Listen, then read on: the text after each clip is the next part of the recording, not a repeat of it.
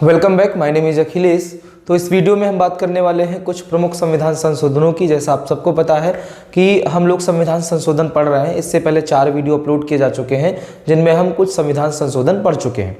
इस वीडियो में हम टोटल 3 संविधान संशोधन, या हम कहें मुख्य रूप से अगर हम देखेंगे तो 1, 2, 3, 4, 5 संविधान संशोधन देखेंगे। तो चलिए वीडियो स्टार्ट करते हैं। सबसे पहले बात करें 15वें संविधान संशोधन की। 15वां संविधान संशोधन किस वर्ष हुआ था? 1963 में हुआ था। अब इस 15वें संविधान संशोधन में क्या हुआ है, ध्यान दीजिएगा कि जो उच्च न्यायालय के न्यायाधीश हैं उनका जो कार्यकाल होता था वो 60 वर्ष की आयु में वो रिटायर हो जाते थे। ठीक है, उसको बढ़ाकर कितना कर दिया गया? 62 वर्ष कर दिया गया। ये पॉइंट आपको याद रखना है।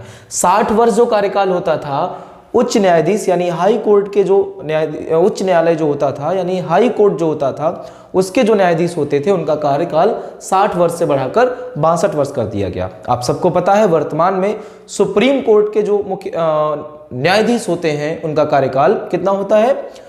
65 वर्ष होता है। और हाई कोर्ट के जो न्यायाधीश होते हैं उनका कार्यकाल 62 वर्ष होता है। तो 62 वर्ष कब हुआ था? 15वें संविधान संशोधन 1963 में। ठीक है, अगले संविधान संशोधन की ओर बढ़े तो 19वां संविधान संशोधन 1966। अब 19वां संविधान संशोधन 1966 जो है दोस्त याद रखिए, इसमें क्या किया गया कि चुनाव आयोग के जो अधिकार हैं उनमें परिवर्तन किया गया। बहुत सारे चेंजेस लाए गए। जो निर्वाचन आयोग या चुनाव आयोग हमारा था, निर्वाचन आयोग जो हमारा है उसके जो अधिकार हैं उसकी जो अधिकार क्षेत्रता थी उसमें क्या किया गया? परिवर्तन किया गया। और साथ ही साथ न्यायालय को यह अधिकार दिया गया यानी कोर्ट को यह अधिकार दिया गया कि वो चुनाव से संबंधित जो भी याचिकाएं होंगी उन पर सुनवाई कर सकेगी, उनकी सुनवाई वो कर सकती है। इससे पहले न्यायालय जो है वो चुनाव से संबंधित याचिकाओं पर सुनवाई नहीं करती थी। वो सारी की सारी याचिकाएं कहाँ जाती थी? निर्वाचन आयोग के पास ही जाती थी। तो ये आपका 19वां संविधान संशोधन याद रखिएगा। अब मैं आपको एक साथ यहां पर बता रहा हूं, इसके बीच में बहुत सारे संविधान संशोधन आएंगे, उन पर बात होगी, लेकिन ये भाषा जोड़ने से संबंधित है इसलिए एक साथ इनको बता दिया है। 8वीं अनुसूची में नई भाषा जोड़े जाने संबंधी संशोधन। आप सबको पता है कि जब हमारा संविधान लागू हुआ 26 जनवरी 1950 को, तब क्या था? उसमें 8 अनुसूचियां थी और 8वीं अनुसूची में जो है वो भाषाओं को रखा गया था। टोटल भाषाएं उस समय कितनी थी? 14 थी, 14 भाषाएं थी। आप सब लोगों को पता है। ठीक है, वर्तमान में कितनी है? 22 भाषाएं हैं। अब ये जो 22 भाषाएं हैं वो कैसे जुड़ी हैं, किस संविधान संशोधन द्वारा जुड़ी हैं, उनको हम लोग देख लेते हैं। तो 21वां संविधान संशोधन 1967 में हुआ। 21वां संविधान संशोधन 1967 में हुआ जिसमें 15वीं भाषा सिंधी जोड़ी गई।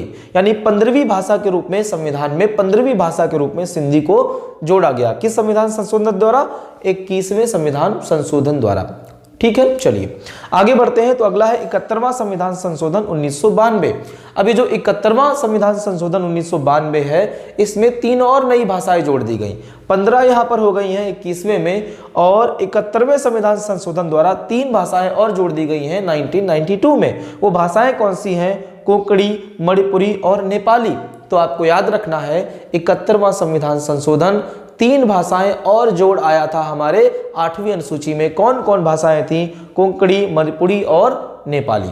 क्लियर है? चलिए अगला है 92वां संविधान संशोधन 2003। 92वां संविधान संशोधन 2003। इसके तहत क्या किया गया कि 4 नई भाषाएं और जोड़ दी गई। अब वो 4 नई भाषाएं कौन है? बोडो, डोगरी, मैथिली, संथाली। आपको क्या याद रखना है कि सबसे पहले 14 तो मूल भाषाएं थी जो शुरुआत से ही जोड़ी गई थी। फिर बाद में कौन कौन जोड़ी गई हैं? तो सबसे पहले सिंधी जोड़ी गई है, फिर उसके बाद जो है 3 और जोड़ी गई हैं, कोंकणी, मणिपुरी और नेपाली। फिर उसके बाद 4 और जोड़ी गई हैं, बोडो, डोगरी, मैथिली और संथाली। तो 1, फिर 3 और फिर आपका 4। जब पहली 1 जोड़ी गई थी तो 21वां संविधान संशोधन था। फिर जब 3 जोड़ी गई तो 71वां संविधान संशोधन था। और फिर जब आप 4 जोड़ी गई तो आपका 92वां संविधान संशोधन था। इसको इस तरीके से याद रख सकते हैं, 21 और 71 मिलकर कितना होता है? 92। ठीक है, पहला 21, दूसरा 71 और ये फिर आपका 92। दोनों को मिला देंगे, 92 में कितनी? 4। क्लियर है इतनी बात? उम्मीद कर रहा हूं समझ में आ गया होगा। आ गया है समझ में तो प्लीज, वीडियो अच्छा लग रहा हो तो प्लीज चैनल को सब्सक्राइब करें और साथ ही साथ वीडियो को लाइक और शेयर करना बिल्कुल मत भूलें। Thank you.